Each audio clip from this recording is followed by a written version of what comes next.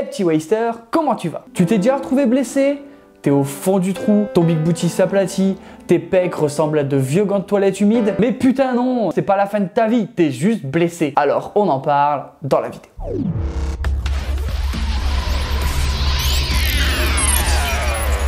Ça t'est peut-être déjà arrivé, ou même si je te le souhaite pas, ça peut subvenir pour différentes raisons. Une faute technique, un peu trop d'ego, du surentraînement, de la fatigue, mais bon, pour toutes les raisons pour lesquelles tu peux te blesser, j'avais déjà fait une vidéo, donc pour toi il suffit de cliquer. Là je veux juste faire cette vidéo pour te dire que oui, se blesser c'est handicapant, mais ça sert à rien de te foutre la déprime pour ça. Je t'assure que dans de nombreux cas, tu peux quand même arriver à te bouger le cul malgré ce qui t'arrive.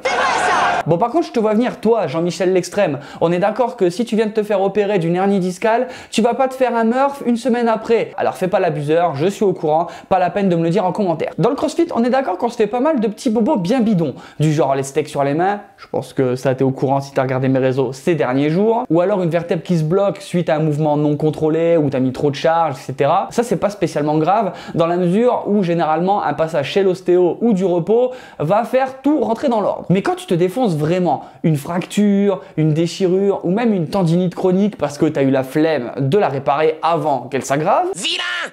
À ce moment-là, généralement, tu te dis que c'est bien la merde. Et ouais, t'as un petit peu raison quand même. Le problème dans ces cas-là, c'est que généralement, ton médecin, le premier truc qu'il va te proscrire, c'est de plus faire de sport du tout. No God! Et là, je t'avoue que je suis pas du tout d'accord. Bien sûr, tu auras toujours besoin de quelques jours de repos, histoire que ton traumatisme, il s'atténue un peu.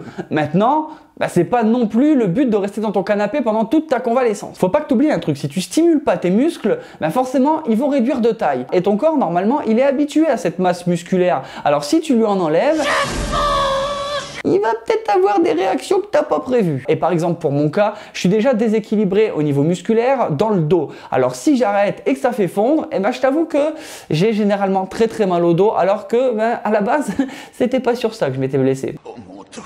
Donc on est d'accord que c'est con de rester immobilisé alors que ça va te créer de nouvelles douleurs. Oui mais Jordan, du coup on fait quoi? Déjà tu vas réfléchir un peu pour une fois. Si tu t'es déchiré un biceps et que tu comptes faire du curl la semaine d'après, là il y a un problème. Ça marche aussi si tu as envie de faire du squat alors que tu t'es pété la cheville. Là il y a un moment, c'est pas trop compatible. Ouais, c'est pas faux. Mais jusqu'à preuve du contraire, si tu t'es pété la cheville, t'as quand même le haut du corps de disponible. Mais dis-moi pas que c'est pas vrai. Et si tu t'es pété un bras, t'as le bas qui est dispo aussi. Alors, je pense qu'on peut faire un truc. Si tu t'es blessé à une cheville, on est d'accord que pour faire les cuisses, ça va être vraiment compromis. Mais c'est pas grave parce que tu sais, t'as un dos, t'as des pecs, t'as des épaules, t'as des bras. Je pense que tu peux arriver à faire quelque chose assez simplement, pour le peu de réfléchir et d'aller sur quelques sites internet au cas où tu as besoin. Forcément, par contre, si tu comptes te déglinguer comme quand tu es en WOD et que tu peux utiliser tout ton corps, tu vas te devoir un peu limiter. Et ça, c'est logique, j'ai envie de te dire. Mais pour reprendre par exemple, si tu te fais une fracture à la cheville, oublie pas que tu peux utiliser un assobike sans les pieds. Et vous, ça vous dirait d'aller vous faire mettre? C'est encore plus horrible, je t'invite à essayer, même si tu t'es pas encore blessé. Tu vas voir, comme d'habitude, c'est une partie de plaisir qu'on n'imagine même pas. Pareil, si tu t'es blessé à une épaule, un bras, une main, etc., ça t'empêche pas de faire du cardio, du bike ou même de renforcer tes cuisses en faisant du squat. Après, il faut que tu sois un petit peu imaginatif si tu as besoin de poser ta barre d'une certaine manière. Et là, je te laisse réfléchir un petit peu encore une fois. Il faut que tu arrives à réinventer ta routine. C'est là la clé. Parce que quand je vois une personne à qui il manque un bras arriver à faire des DU, je me dis que si toi, en ayant un bras dans le plat, t'arrives pas à faire des squats, c'est que t'as raté un truc. Bien sûr, ce que je te dis là, ça dépend quand même des pathologies. Je te dis pas que si t'es blessé, de truer quand même à ta boxe et te redéfoncer encore pire à un autre endroit. Il faut quand même aller consulter un médecin, son diagnostic, il est important. Après, j'ai juste qu'il faut adapter en fonction de ce qu'on te dit. Lui, quand il dit du repos, c'est forcément à l'endroit où t'as eu le traumatisme. Mais faut pas oublier que ton corps, c'est pas juste un endroit. Bon, après, si t'es tombé d'un immeuble de 4 étages, là tu vas être obligé de te reposer un bon petit moment, ça c'est sûr. Mais si je te fais cette vidéo, c'est parce que moi aussi je suis un niqué du sport et dès que je peux pas m'entraîner, ça me fait trop chier et je suis une personne horrible avec mon entourage et même avec moi-même, j'ai l'impression. Je pense que quand on me dit que je dois faire un repos forcé, j'ai un peu l'impression d'être condamné à mort. Effectivement, c'est un peu extrême, mais c'est pas trop loin de la réalité. C'est pendant ces moments-là où j'avais vraiment pas le choix, que je pouvais pas m'entraîner, que je me suis penché sur des livres, sur des sites internet, etc.